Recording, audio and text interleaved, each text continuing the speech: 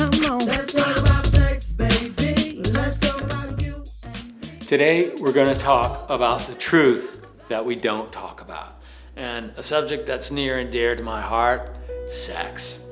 Now, some of us have never used without sex. We've never had sex without using.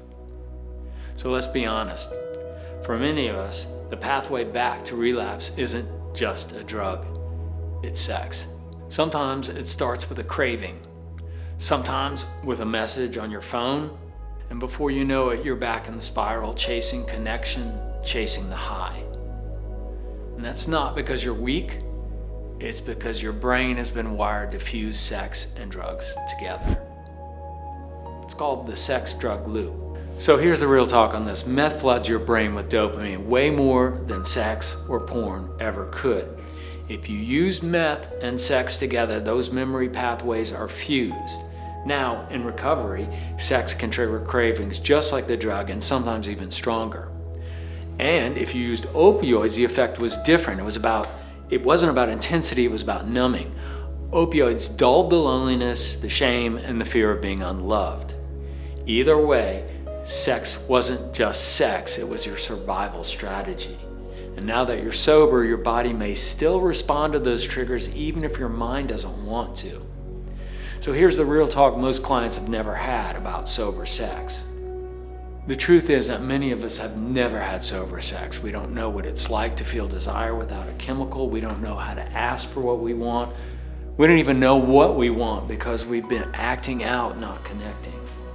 So when you take the drugs away, it's not just awkward, it's terrifying. And that's why sex becomes a fast track to relapse. It promises connection, but if you're not ready, it opens the door to shame, craving, and chaos. Okay, this is where recovery starts to work, not by pretending sex isn't a trigger, but by preparing for it. And that's why we've created a dating plan and a sex plan for you. So we use a traffic light system. With the red lights, we ask, what are your no-go situations? Exes, early hookups, using sex to numb out. And then there are the yellow lights. What's risky but not off limits? Dating apps, emotional texting. And then we look at the green lights. What are your values? What feels healthy, slow, connected, and safe for you? Those are questions you need to ask yourself while you're here and not when you're out there.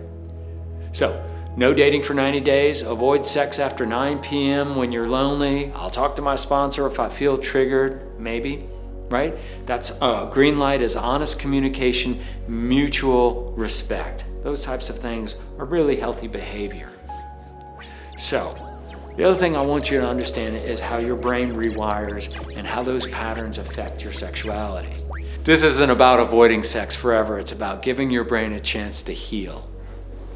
Right now, your body may crave sex not for pleasure, but for relief, for power, and for escape, and even for control. And that doesn't make your brain broken. It means your brain needs time to build new connections. Now, you can rewire your brain, but not if you stay in denial. So talking about it's really important, journaling about it, and fill out your plans that we have.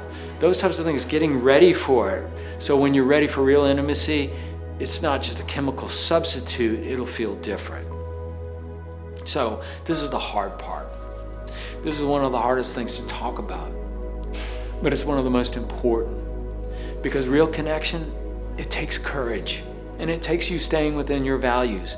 If you're struggling with your cravings tied to sex, you're not alone. If you feel broken or confused about your sexuality, you're not alone. And if you don't know what healthy intimacy looks like yet, you're in the right place.